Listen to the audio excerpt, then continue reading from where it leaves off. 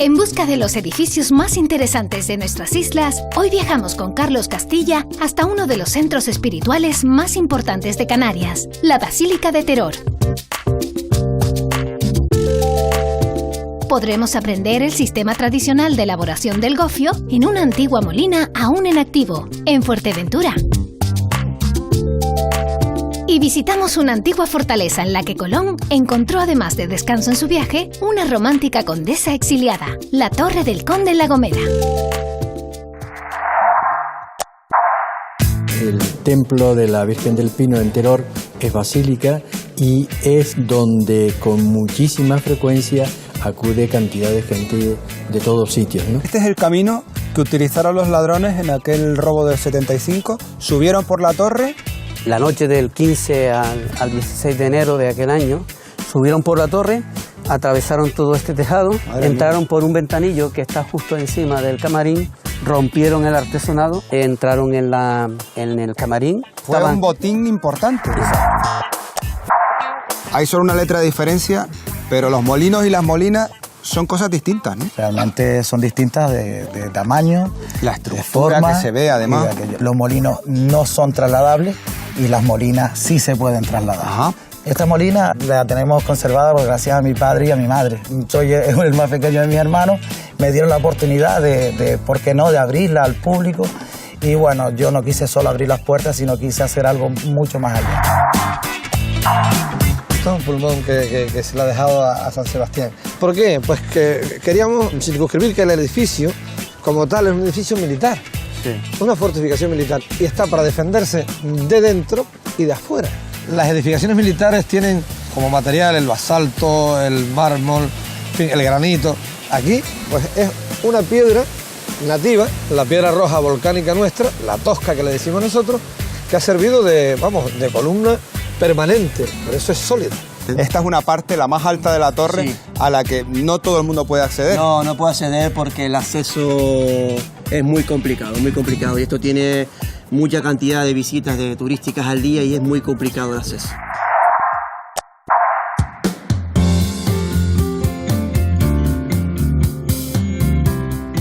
Estamos en lo más alto de la Basílica y Real Santuario Mariano de Nuestra Señora del Pino. Se encuentra en la isla de Gran Canaria, en el municipio de Teror, y es uno de los centros espirituales más importantes de Canarias.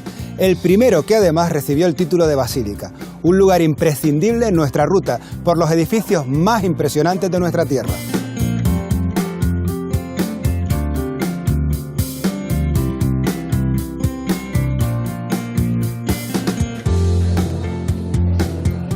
Don José Luis Llanes, muy buenos días, cronista oficial de Teror.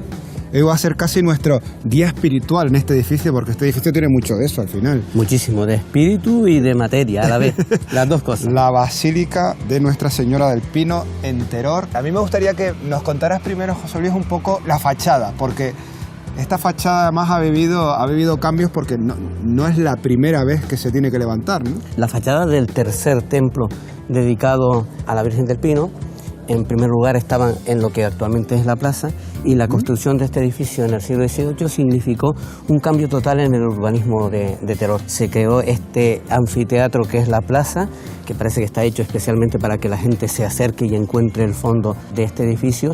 3 veces se tuvo que levantar la basílica, por lo tanto, inevitable casi la mezcla de estilos, ¿no? Evidentemente, y aparte de que no había arquitectos en el siglo XVIII en Gran Canaria, y se hizo uso de la persona que mejor formada estaba en aquel momento, que era un militar, el coronel don Antonio Lorenzo de la Rocha. Y don Antonio Lorenzo de la Rocha tenía gustos bastante dispersos en esto de la arquitectura. Le gustaba muchísimo la arquitectura medieval y, obviamente, por ser el siglo XVIII, la arquitectura barroca. Quedó como vestigio de esta segunda iglesia la torre amarilla, y unas progresivas reconstrucciones a lo largo del siglo XVIII y XIX hicieron que la fachada aún cambiara más, porque la fachada no es de Antonio Lorenzo de la Rocha, que es de Luján Pérez. ¿Esta piedra, por qué le llaman la piedra azul? El basalto, cuando está húmedo y cuando está bastante pulido, toma un tono gris azulado. Destaca muchísimo más con el paramento en blanco y la piedra azul, y luego el tono amarillo ocre de la cantería de Teror. Vamos a acercarnos precisamente a esta torre, que es quizá una de las partes que se conservan de las anteriores edificaciones, ¿no? Así es, a raíz de la caída del pino que estaba aquí, se vieron en la imposibilidad de tocar las campanas. El campanario era el propio pino, pues tuvieron que Y construir... deciden construir esta Esta torre, torre. que por cierto también recuerda mucho a lo que era la antigua Santa Ana, ¿no? Es una copia exacta de las torres del gótico manuelino que definía la principal construcción religiosa de las islas, que era la Catedral de Santa Ana. En esta zona podemos decir que cayó ese pino histórico donde apareció la imagen de la Virgen. El pino estaba aquí mismo, Ajá, aquí mismo. Se conoce por los planos que realizó el coronel de la Rocha y cayó hacia allá, hacia campos de cultivo. Y la idea en el siglo XVIII fue hacer un templo exactamente del mismo tamaño del pino en el que había aparecido la Virgen. Estamos encima de casi 40 metros de arcilla. De arcilla, sí. Con lo que se pueden imaginar ustedes lo difícil que es, ¿no? Colocar una planta, un edificio semejante y en realidad casi todas las casas de alrededor, ¿no? Se han ido desencajando los elementos arquitectónicos. Me decías, me hablabas de este edificio del siglo XVIII, pero yo en los laterales he visto gárgolas. Y me ha resultado muy curioso porque esa mezcla, las gárgolas se supone que son del medievo. Exacto. Curiosas porque veo que además deben tener una función porque está todo como muy florecido ahí arriba. Curioso por el anacronismo, no es propio este elemento arquitectónico en el siglo XVIII y curioso por esa función que tú dices que tiene. Las gárgolas son las vomitaderas de los tejados. Ajá. El agua cae a borbotones. Muchísima gente viene porque es un elemento plástico muy interesante a hacerle fotos cuando está lloviendo porque están vomitando. De hecho, eso determina que se llenen todos los inviernos de hierbas que hay que estarlas constantemente limpiando porque si no dañarían ese elemento. Oye, José Luis, ¿te parece que veamos un poco el interior de esta basílica, de este edificio? Sí. Venga, vamos. ¡Wow! Qué bonito, José Luis. ¡Qué iluminación! Esta ha sido una de las últimas obras que ha necesitado el actualizar toda la instalación eléctrica según establece la normativa. Son interesantísimos esas magníficas vidrieras de principios del siglo pasado que cuentan los misterios del Rosario, las de la fachada que se ven como todas las vidrieras mejor desde el interior Ajá. que del exterior, que muestran la imagen de Pío XII, el único papa que ha visitado la basílica siendo cardenal Palleri, San Pío X, que fue el papa que determinó todos los detalles más interesantes de la historia de la Virgen del Pino iniciando el siglo XX. José Luis, y tengo la sensación desde que hemos entrado, aparte de todo lo que enriquece esta iluminación, que todo conduce a encontrarnos con este magnífico, bueno, con la imagen de la Virgen, ¿no? Todos los edificios religiosos son un poco escenográficos, pero creo que ninguno en el sentido de que completa esa calle magnífica y cuando uno entra y dirige la mirada, las vistas, todo en dirección hacia el altar mayor y hacia la hornacina donde se encuentra la Virgen del Pino. ¿Cómo se estructura la basílica? En planta de cruz, centrada con una cúpula magnífica, con una linterna que ilumina toda esta plaza central, el presbiterio y luego los altares, los retablos que son considerados como las joyas más importantes del barroco en Canarias. 5 retablos magníficos presididos por el retablo del altar mayor, es el retablo más importante de lo que es el arte barroco en Canarias, cubierto además todo de pan de oro. José Luis, ¿dónde vamos ahora? Al camarín, al lugar donde está la Virgen y a las salas que se llamaban antiguamente las salas del tesoro. El tesoro quedó un poco devaluado cuando lo robaron en el 75, precisamente hace 40 años. Sala del Tesoro, sala del ajuar, en resumen, es donde se guardan un poco los objetos de valor o de más valor de la basílica, ¿no? Cuando se construyó en el siglo XVIII, quedó toda esta dependencia más alta que el resto del presbiterio, lo cual sirvió para utilizarlo un poco para almacenar las joyas, almacenar los mantos, todo lo que hacía falta para la intendencia de la Virgen, por decirlo de alguna manera. Y en esta sala, una de las más importantes de artesanía y patrimonio textil bordado de toda Canarias, están los mantos y vestidos que se llaman manto y saya de la Virgen y del Niño. Casi todos ellos tienen en doble forro y en muchos de ellos se han encontrado detalles de las bordadoras. Por ejemplo, en uno de ellos, yo, la madre tal, una monja, he bordado este terminado de bordar en honor a la Virgen y se llama. Y los restauradores añaden sus datos y vuelven a meter el papelito en el forro del ¡Qué manto. maravilla! Esta imagen del niño sentado en un donativo reciente, ¿Un sillón? La gente ha seguido ¿Qué dando es esto donativos. que estamos viendo? Esto que estamos viendo ahora es un expositor de joyas, pero fue en su momento la silla del traslado.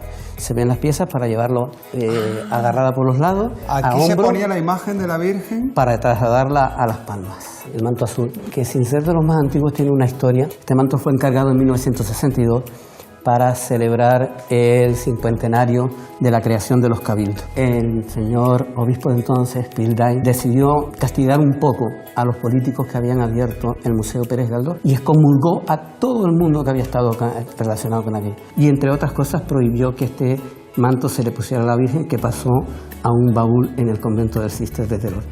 Tuvimos que esperar a que llegara el obispo siguiente, Infante Florido, para que consintiera. Levantara la pena. Pero en las obras de restauración le cayó encima un balde de cemento, lo cual decía la gente que era castigo por haber obviado las órdenes del Monseñor Pilday. Oye, y esta cruz que tenemos aquí también es importantísima y tiene su historia, ¿no? La cruz que señalaba en la plaza, el lugar donde estaba el altar de la segunda de las iglesias, y se realizó con madera del pino.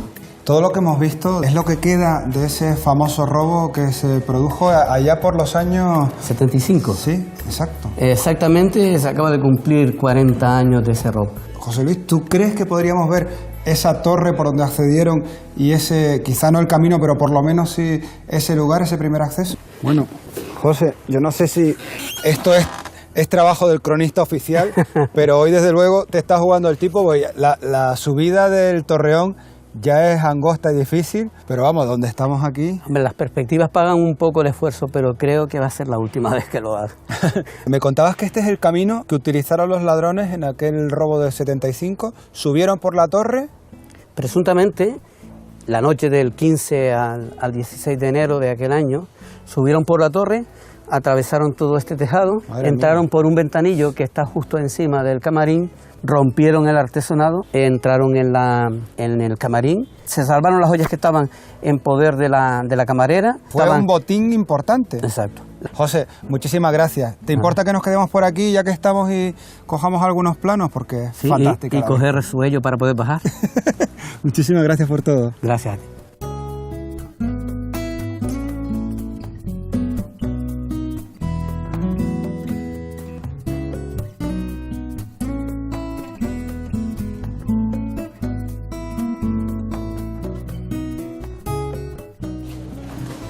Me dirijo al balcón de la camarera de la Virgen, donde me espera el párroco de la Basílica de Teror, don Antonio Perera. Muchísimas gracias por recibirnos, por todas las facilidades que nos ha dado hoy para conocer este precioso templo.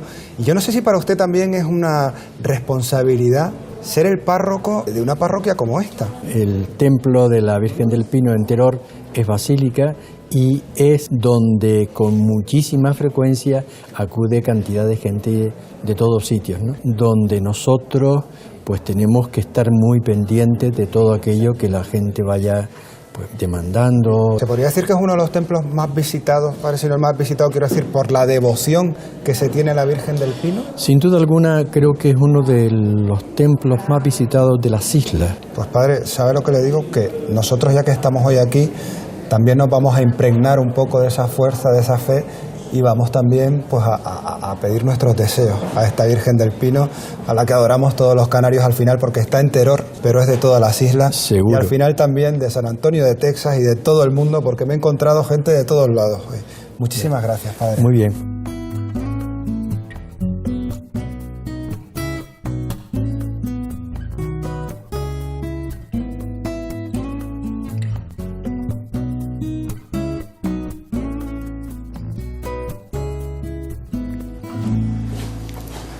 Don Cándido González, muy buenos días. Hombre, don Carlos Castilla. Gracias por recibirnos. Hombre, ¿Te importa que te tutee? Hombre, faltaría más. Oye, hombre, Cándido ya me gustaría. Es un ilustre habitante del pueblo de Teror, de la villa de Teror, Bueno. y además ha estado con muchos de los importantes visitantes que ha recibido la basílica. Pero para empezar, yo no puedo con la emoción. Cuéntenos dónde estamos y con quién. Hombre, pues estamos, como podemos apreciar, en el centro neurálgico de la basílica que lleva el nombre de Nuestra Señora del Pino. Imagen que apareció a pocos metros de donde estamos a finales del siglo XV, 1481. Cuéntame un poco más en detalle, porque a lo mejor hay mucha gente que está viendo el programa y no sabe la historia de la Virgen del Pino. Exacto, apareció. ¿Y por qué se llama así? Porque apareció en un frondoso pino y de ahí su nombre. De primero se hizo una primera ermita, posteriormente, como el suelo de Teror es arcilloso, hubo que hacer una segunda iglesia ya un poco mayor. Luego ya el coronel Rocha fue el que edificó la torre amarilla, que es de la segunda iglesia, y la actual, que los planos y el arquitecto director fue el coronel Rocha, y se comenzó en 1760 la construcción y finalizó en 1767. Cándido, ¿se sabe quién pudo dejar a la Virgen ahí? ¿Se ha revelado alguna vez ese misterio? Yo desconozco si efectivamente es así. La talla de la Virgen es de la escuela sevillana. Y contigo quería yo centrarme en esos visitantes que ha tenido a posteriori esta imagen. Con motivo de la aparición comenzaron las visitas de todo tipo de personalidades, empezando por las religiosas, pero me gustaría hacer una puntualización especial. Los peregrinos, la gente sencilla que desde entonces y todos los años se contempla con motivo de las fiestas del Pino, visitan Teror. No solamente canarios del archipiélago, sino de todas partes del mundo. También me gustaría recordar a la comunidad rociera, que todos los años hace su homenaje a la Virgen del Pino, y luego todos los años la gente que aglutina lo que es el mogollón fundamental de las fiestas del Pino. ¿Por qué? Porque está la Virgen del Pino. Y la Virgen del Pino llama mucho. ¿Algunas fotos por aquí, Cándido? Bueno. Sí, hay unas fotos que... Esta, por ejemplo, es una foto de los años 30, donde se puede observar la afluencia de gente que venía. Y este retrato, que creo que lo he visto en alguna parte de la basílica. Sí, está en la basílica. Conservado fantásticamente. Sí, hombre, es que también el fondo pictórico es importante. Casi nada. Es casi nada. Don Alfredo Kraus. El número 1 mundial del bel canto canario, Alfredo Kraus. Era también visitante habitual. Visitaba tenía buenas amistades en Teror, ¿no? Tenía buenas amistades en Teror. Luego también nuestro actual monarca, cuando era cadete del ejército, hoy Felipe VI. Felipe, muy jovencito. En el año 1988 fue. Y nuestro anterior monarca, Juan Carlos I, estuvo en 3 ocasiones. Si vemos el libro de oro, contemplaremos y podemos observar ahí la cantidad de gente de distintos niveles que ha pasado por la esto. Cándido, muchísimas gracias por habernos atendido hoy. Si tienes un tiempo, a mí me gustaría despedir a los telespectadores y seguir disfrutando de esta basílica, que como bien has visto desde que he llegado, estoy que casi no puedo cerrar la boca. Pues aprovecha y ahora nos vamos y te sigo alguna cosa más. Muchísimas gracias. A ti. Adelante. Venga, pasa por aquí.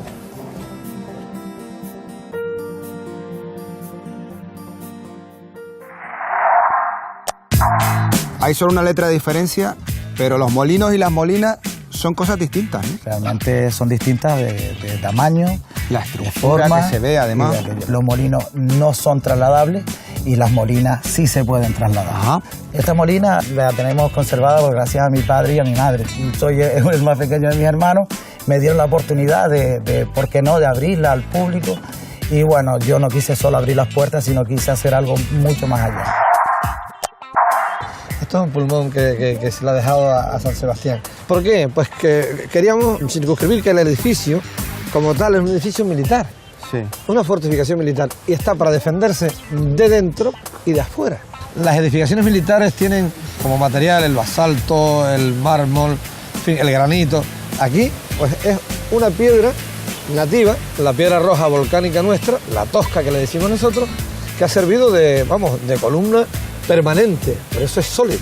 Esta es una parte, la más alta de la torre, a la que no todo el mundo puede acceder. No puede acceder porque el acceso es muy complicado, y esto tiene mucha cantidad de visitas turísticas al día y es muy complicado el acceso.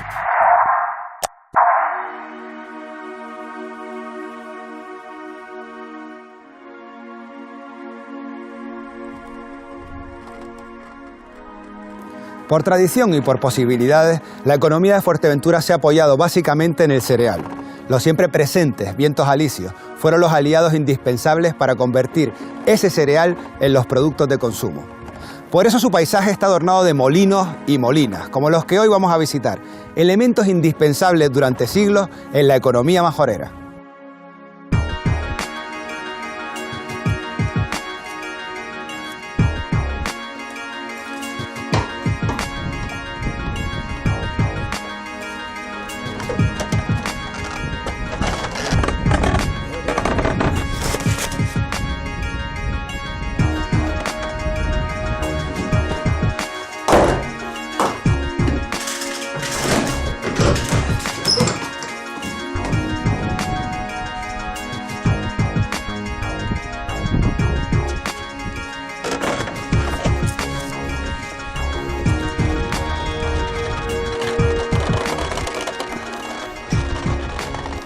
Don Francisco Cabrero Grama.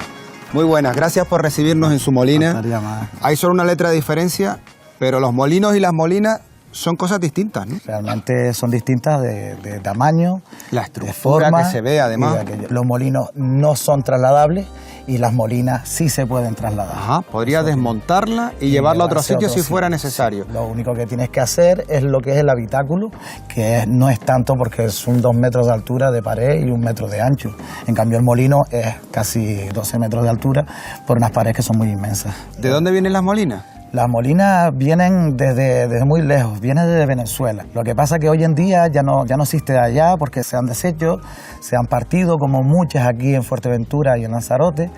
Y claro, vinieron de allá por el hecho de la migración. Tengo la historia de 2 palmeros, padre e hijo. Ellos emigraron a Venezuela y en Venezuela, pues claro, el padre había trabajado de carpintero, de madera de barco. Entonces allá lo que llegaron a trabajar fueron el tema de las molinas cuando se rompían y cosas así. Entonces varios años estuvieron allá y cuando mejoraron los años, pues el hijo se vino para Canarias, pasó por Lanzarote y Fuerteventura y ahí donde ellos se dieron cuenta de que eran islas perfectas por el hecho de los vientos. Claro, los alisios dando aquí. De la altura. Tú eres el molinero, pero ¿esta molina de quién es? Esta molina la tenemos conservada gracias a mi padre y a mi madre. También tenemos que darle gracias, como no, al Cabildo, que ellos, gracias al gobierno de Canarias, que puso el dinero, y por medio del Cabildo se llegó a restaurar. Lo que pasa es que al ser privada, soy el más pequeño de mis hermanos, me dieron la oportunidad ¿por qué no?, de abrirla al público. Y bueno, yo no quise solo abrir las puertas, sino quise hacer algo mucho más allá.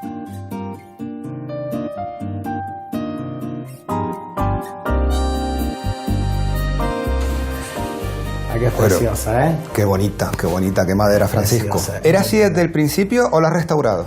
Está restaurada, pero no se le ha cambiado nada, absolutamente nada. Lo único que tiene de diferencia es que las maderas, pues hace casi 200 años, fueron talladas a mano. Podemos fijarnos en estas maderas, como están como ya no solo desgastadas, sino el trabajarlas. El trabajo a la vista, de la veta a la vista y todo. Entonces, si nos fijamos en estas torres, lo que le ocurre, ya es más pulido. Exacto. Esto es como una camiseta que se la ha puesto para disfrazar un poco la madera que ya estaba un poquito cascada. ¿Cuánto puede medir esto desde la base hasta la más apa? grande, es la más grande. La más grande. La más grande de todas. Estamos hablando de que en dimensiones de ancho llega a tener 11 metros y medio de aspa a aspa, y de la altura de la torre creo que está en 9 metros. Es una maquinaria que fue diseñada para hacer cantidades de gofio al por mayor. Una fábrica de gofio. Sí, lo que pasa es que claro, lleva mucho trabajo porque todo hay que hacerlo a mano, como se hacía antiguamente. Francisco, ¿te sigue la gente trayendo para moler, o sea, para hacer la molienda? Esta molina es la única a nivel mundial que tiene registro sanitario. El registro sanitario se ha cedido por el hecho de que no se está trabajando para vender a supermercados ni nada, sino solamente para los visitantes. Pequeña escala. Exacto, pero también tengo varias familias que ellos han querido seguir la tradición, entonces ellos en su propia casa hacen el tostado como yo lo hago aquí. Una vez que ellos tostan el grano, me lo traen, yo lo reviso, veo que está en condiciones, entonces se los muelo, siempre con una condición, que sea para comer la familia. ¿Podríamos ver un poco cómo sería el proceso de poner en marcha y moler el gofio? El proceso es tan sencillo como es. Aquí tenemos la torba, que es la que se carga de grano, ¿vale? Después tenemos la canaleta, tenemos el portillo, que es el que se abre para que salga el grano. Pues entonces, ¿qué hace la canaleta? Una vez que le quitamos el freno, quedaría suelta en el aire y empezaría a ir a las piedras. ¿Qué pasa al ir a las piedras? Que tenemos un cuadrado, esto se llama el cangrejo, entonces lo que hace es que va echando el grano según la velocidad de la piedra. Una vez que coja velocidad, antes que se ponga en marcha totalmente, tengo que fijarme, primer punto, la altura de las piedras. Segundo punto, en la velocidad del viento. ¿Por qué? Porque si viene mucho viento y yo tengo la piedra levantada, lo que me va a salir el gofio es muy grueso. Entonces, ¿qué hago? Bajar un poquito la piedra cuando viene el viento más fuerte, y ya una vez que está la piedra baja, entonces le bajo la canaleta para que el grano caiga con más cantidad y salga el gofio más fino. Esto es una obra de ingeniería. Me estabas enseñando antes el gofio aquí, precisamente, y me decías que apreciara la diferencia entre el gofio que puede comprar uno en cualquier supermercado y este, y me decías, tócalo, porque este gofio se nota, no es polvo, nota cómo cruje, cómo suena, ¿no? Te voy a coger un poquito, porque efectivamente ustedes no lo podrán apreciar en casa, pero este gofio cuando lo coge... Mira, yo me voy a echar aquí en la mano para que lo puedan observar. Tiene una textura totalmente distinta. Sí, si cogemos cualquier gofio que compramos en el supermercado y lo tocamos, nos damos cuenta que no hace ni ruido. Es como si fuera harina muy finita, muy finita. En cambio, este lo cogemos, hacemos así Y no es que esté grueso, sino que hace ruido. ¿Por qué hace este ruido? Porque realmente está molido por una piedra, aproximadamente casi 200 años, y una piedra molinera de lava. Y entonces, ¿qué hace? Que el grano no solo lo tritura, sino lo va moliendo como si fueran bolitas, de tal manera que según lo que yo le baje de presión de la piedra, pues me puede salir o bien más grueso o bien más fino. Lo que me vas a decir es lo que pasa cuando yo echo este gofio en la leche, a diferencia de otros. Lo echamos a la leche y si echamos 2 gofios diferentes al mismo tiempo, vemos que uno en pocos segundos, en nada, se va al fondo. En cambio este se queda flotando arriba. Entonces, ¿qué pasa con eso? Que cuando estamos comiendo la lechita con gofio, que nos gusta mucho para desayunar, pues bueno, al principio está muy rico, pero cuando ya llegamos al fondo, pues nos encontramos la ralerilla esa que a mucha gente no le gusta. En cambio, los clientes que comen este gofio, los niños, dicen que desde que empiezo hasta que termino, increíble. Francisco. Sí. Tienes que contarme el segundo secreto de este gofio que me has nombrado antes, que es el tostado, que es lo que lo hace también tan especial, porque lo haces tú también aquí en La Molina. Vamos a verlo.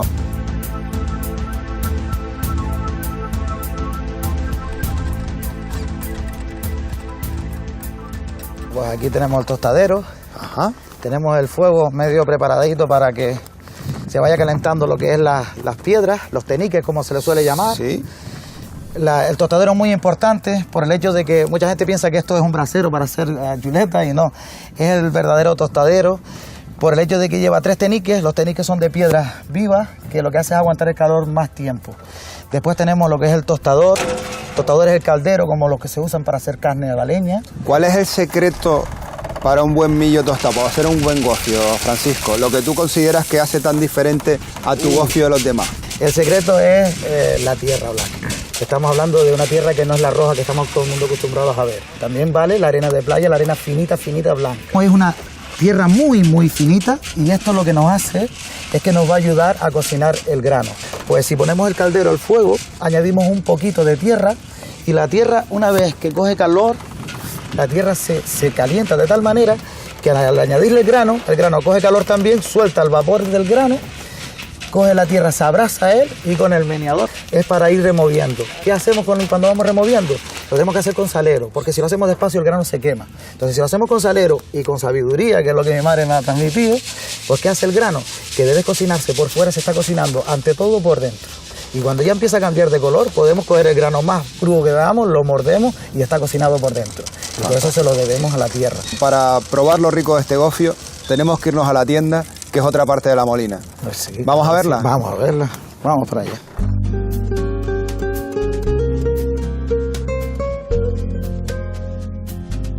Pasa para adentro. Muchísimas gracias, Francisco. Tenemos la tiendita de La Molina. Muy buenas tardes. Buenas tardes. Bueno. Te voy a presentar a alguien muy especial. Ella es mi esposa Rosa. Ajá. Y también mucho gusto, Rosa. Encantada. Gracias por estar con nosotros aquí también esta tarde. ¿Cómo te enamoraste tú de un molinero? Muy fácil, muy fácil. Llegué aquí trabajando.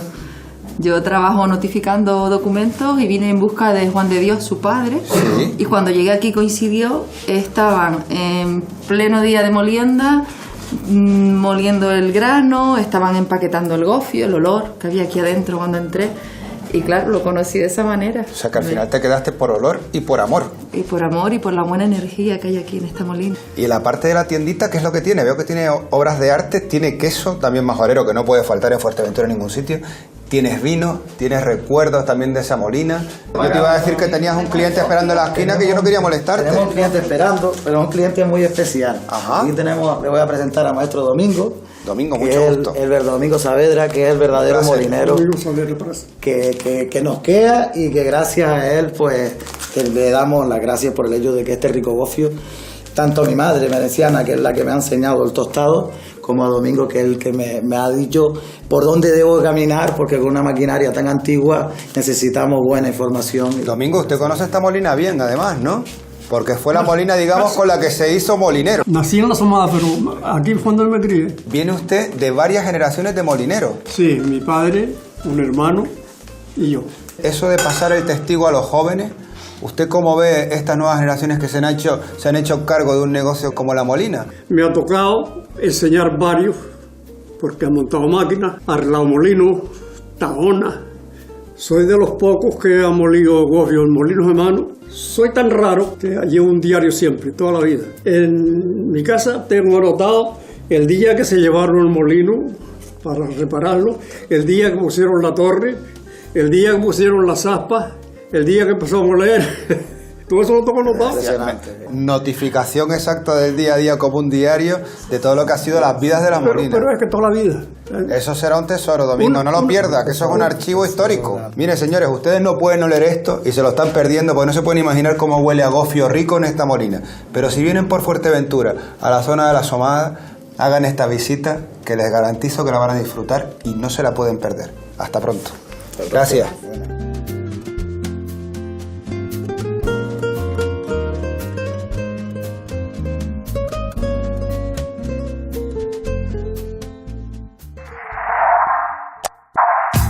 Esto es un pulmón que se lo ha dejado a San Sebastián. ¿Por qué? Pues que queríamos circunscribir que el edificio, como tal, es un edificio militar. Sí. Una fortificación militar. Y está para defenderse de dentro y de afuera. Las edificaciones militares tienen como material el basalto, el mármol, en fin, el granito. Aquí, pues es una piedra nativa, la piedra roja volcánica nuestra, la tosca que le decimos nosotros, que ha servido de columna permanente, por eso es sólida. Esta es una parte, la más alta de la torre, Sí. a la que no todo el mundo puede acceder. No, no puedo acceder porque el acceso es muy complicado, muy complicado. Y esto tiene mucha cantidad de visitas turísticas al día y es muy complicado el acceso.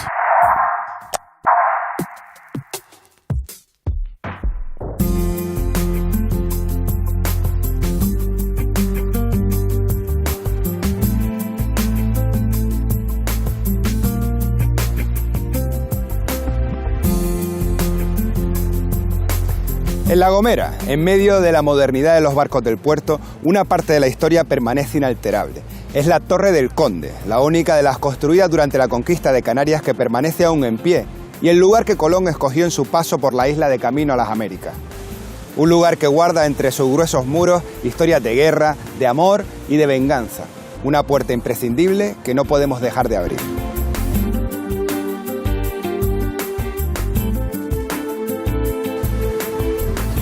Hemos quedado con don Manolo Lino, profesor y conocedor de la historia de la torre. Muy buenos días. Hola, buenos días, ¿qué tal? ¿Qué tal, Manolo? ¿Cómo estás? Bien, bien. Bueno, estamos a los pies de la torre, que yo creo que ha visto los años pasar. Exactamente, ¿en qué año se construyó? Según los historiadores la colocan en 1440-1450. Ajá, Si se tiene en cuenta que Hernán Peraza, el señor de la isla, aparece por aquí por el año 1445, pues estamos circunscribiendo la historia del 440 al 450. ¿Por qué está colocada la torre aquí? Bueno, exactamente. si tiene Porque una- bueno, esto también era distinto antes, hay que decirlo, ¿no? Hasta el año 92 aproximadamente no se construía esta especie de parque que tiene delante, ¿no? Aquí Efectivamente. llegaba casi el mar. Esto es un pulmón que se lo ha dejado a San Sebastián. ¿Por qué? Pues que queríamos circunscribir que el edificio, como tal, es un edificio militar. Sí. Una fortificación militar y está para defenderse de dentro y de afuera. Cuando se establece el señor de la isla aquí en San Sebastián a mediados del siglo XV, ten en cuenta que no todas las tenía con él, con lo que es la población nativa, Claro. y por supuesto esto era lugar de paso de muchas embarcaciones de distintos poderíos navales. Lo que veo es que es muy sólida, que parece casi un búnker. Bueno, es que está construida precisamente como un prisma cuadrangular, fortificada, nunca mejor dicho, con esta plataforma o tosca roja, ¿no? Ajá. Que es la tosca de la isla. Las edificaciones militares tienen como material el basalto, el mármol, en fin, el granito. Aquí, pues es una piedra nativa, la piedra roja volcánica nuestra, la tosca que le decimos nosotros, que ha servido de columna permanente, por eso es sólida. De ahí su solidez durante más de 500 años. ¿Cuánto pueden tener estos muros? Porque se les ve, desde luego... Pues los muros pueden tener aproximadamente como 1 metro largo de ancho. Pues Manuel, si es usted tan amable, nos invita y nos abre las puertas de la torre, así conocemos el interior de esta fortificación. Pues vamos Perfecto. hacia adentro.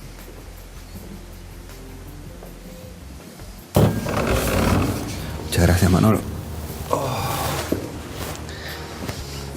Bueno, Ya está. solidez en el exterior y en el interior. Creo que en los años 80 se hizo, Manolo, incluso unas excavaciones para conocer un poco más la torre, su estructura. No tanto la torre, sino a ver si había alguna fortaleza que la protegiera en torno a ella, porque en los mapas de Torriani, este ingeniero del siglo XVI, parece que deja entrever que hubiera alguna fortaleza que protegía la torre. Ajá. Y eso era lo que se estaba persiguiendo en aquel momento, ¿no? Claro. La torre sigue siendo interiormente todavía más sólida, además porque está flanqueada por estas columnas de madera, yo diría que de madera robusta, que la ha dividido en esas 3 plantas que tiene. En donde nos encontramos ahora, pues era en el siglo XV, o en sus comienzos, era el lugar de los soldados. En este angosto lugar, pues habría un determinado número de soldados protegiendo pues la vida de los señores que se salvaguardaban aquí cuando veían que el peligro les acechaba. Porque realmente nunca fue aposentos o viviendas. No. Era más bien en el momento de levantamientos, como los 2 levantamientos gomeros. En cualquier momento de insurrección o algún momento de peligro por parte de alguna invasión externa o alguna incursión interna, vivían o moraban aquí. De resto, pues moraban en su habitual morada, que era la casa de los señores de la isla, ¿no? Se llama Torre del Conde, pero casi parece que lo usó más la condesa. Bueno, la condesa Beatriz, pero dice, yo no sé si es leyenda o realidad, que incluso uno de sus amoríos fue con Colón. Yo no sé si eso es cierto, Manolo. Bueno, es evidente que esta señora debió haber sido muy espléndida desde el punto de vista amoroso, ¿no? Pero lo cierto es que no conoce a Colón precisamente, Colón no la conoce a ella, justo en el 92 cuando viene con las naves y parte de aquí aquel 6 de septiembre famoso, ¿no? Ya Colón había estado en La Gomera. Esta señora ya conocía al almirante Colón, ya la conocía. Y Colón, pues claro... Y aquí encontraba refugio. Efectivamente. Y cariño. Afecto. Además, cuando la encontró ya viuda. Pues su marido pues fue ejecutado en Guajedú por los aborígenes de la isla, ya aburridos y extenuados de la gran opresión que ejerció sobre la población aborigen y noble de La Gomera. Manolo, ha sido un placer. Gracias por habernos acompañado hoy. Y le veremos, si Dios quiere, en breve otra vez por aquí. Gracias a vosotros y feliz estancia aquí en La Gomera. Muy amable.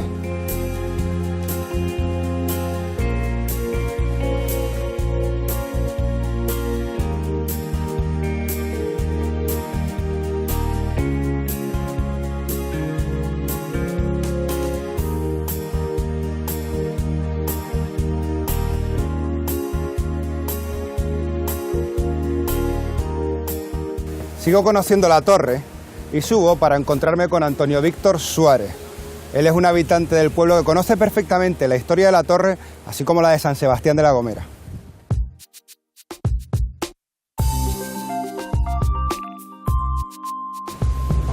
Don Antonio, ¿qué tal? Muy buenas, gracias por atendernos. Gracias a ustedes por invitarme. Estamos en casi, digamos, el corazón de la fortaleza. Esto sería la segunda planta, que se ha convertido ahora en una especie de sala de exposiciones, ¿no? Sí, de cartografía marina.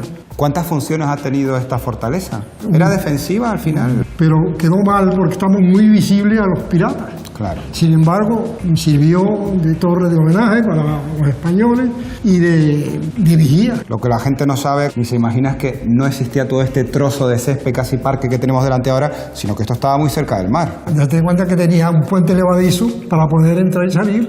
Lo bonito de esto es que nunca se ha movido. Ajá. A pesar de las pares que han subido, nunca se ha movido. Se ha renovado, creo que en los 80 fue la renovación, digamos, más profunda, pero los cimientos y lo que es la fortaleza sigue igual. Sigue igual. Fortaleza, don Antonio, usted que es un experto en historia y gomero, que no exactamente es orgullo para los gomeros, sino podríamos decir que en la época de la condesa Beatriz, más bien protagonista de escenas sangrientas e indeseables, un poco.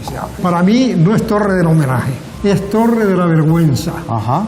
Porque aquí se cometieron muchos crímenes y mucha maldad. Madre mía. ¿Qué le parece si subimos, don Antonio, y me cuenta un poco lo que supuso para esta fortaleza y para los gomeros, ese levantamiento de los gomeros? Bueno, con mucho gusto. Vamos a verlo. Don Antonio, subimos a unos aposentos, que no son aposentos, sino me dice usted un poco refugio de aquel episodio de la segunda revolución de los gomeros, ¿no? Sí, esta es la segunda planta donde se vigilaba a la piratería, que castigó mucho La Gomera. Sí, pero sin embargo resistieron también. Pues sí, porque allá había un fortín llamado del Buen Paso, que de allí avisaban con el silbo y con las trompetas al pueblo que venían los piratas. Entonces el pueblo recogía las campanas, el santo y lo que podían y se iban hacia Chejeripes. Ajá. Y ahí se escondían hasta que esto pero desaparecían, saqueaban y desaparecían. Sí, había un viejo muy curro que le preguntaron a los piratas, dice, mira, ¿y la gente aquí dónde está? Dice, no sé, pero ahí viene la gran ciudad de Ayamonga, que eran palos, tabaibas, y cuando vieron aquello entonces se fueron. Ocurrencias del hombre. Don Antonio, me decía usted de los piratas y campanas, pero hasta los cañones, que hemos visto algunas imágenes por aquí, también los tenían que esconder porque se los llevaban. Todo lo que era de valor se lo llevaba. Y después prendían fuego inclusive, porque a la iglesia y a la ermita de San Sebastián le prendieron fuego varias veces. Don Antonio, y en relación con ese episodio también, que antes paseábamos por la iglesia y esa puerta lateral se llama la puerta del perdón, pero me decía usted también, me aclaró, que de perdón nada, que más bien la puerta de la vergüenza. Correcto. Hicieron una confabulación, Pedro de Vera, que vino de Gran Canaria, a ayudar a defender a la condesa. A la condesa. Entonces hicieron una confabulación de que a los homeros decirles que fueran al funeral del conde. Y que se les perdonaría por este levantamiento de ese día en la fortaleza. Entonces, muchos se escondieron en el bosque y en los riscos. Donde no llegaron los españoles. Eso es. Y luego, una vez que estaban en la iglesia, los sacan por la puerta célebre esta del perdón, y a los jóvenes, a los niños, a las niñas, a los muchachos fuertes, todos esos iban para 23 barcos que trajo Pedro de Vera. Para usarlos como esclavos. Vendían en Gran Canaria, vendían en Valencia y en Sevilla, porque después los otros mayores los colgó en las orcas aquí, y desde entonces se llama Roque de las Orcas. Y ella se subía arriba a la azotea de donde vamos a ir a continuación, sí. Para ver balancear los cadáveres en las orcas. Tremendo. Tremendo. ¿Cuántas cosas ha visto esta fortaleza? Comprende, tremendo. Y duras, como me decía usted, para los gomeros. Muchísimas gracias por esta lección de historia que nos ha dado hoy. Cómo nos cuenta también la historia, digamos, la que no escriben los ganadores, de alguna manera, y lo que significa esta fortaleza para el pueblo gomero. Ha sido usted muy amable. Yo vivo esto. Canarias la llevo dentro. Ojalá lleguemos nosotros a los 84 años con esta brillantez y este carácter maravilloso, don Antonio. Ya estoy caduco. Nada, usted tiene unos cimientos como esta fortaleza. Yo voy a subir a ver esa parte alta que me ha dicho usted. Bueno. Que he quedado allí también, que me van a contar algunas anécdotas que se viven aquí en el día a día. Hasta luego. Gracias, hasta luego, don Antonio. Adiós.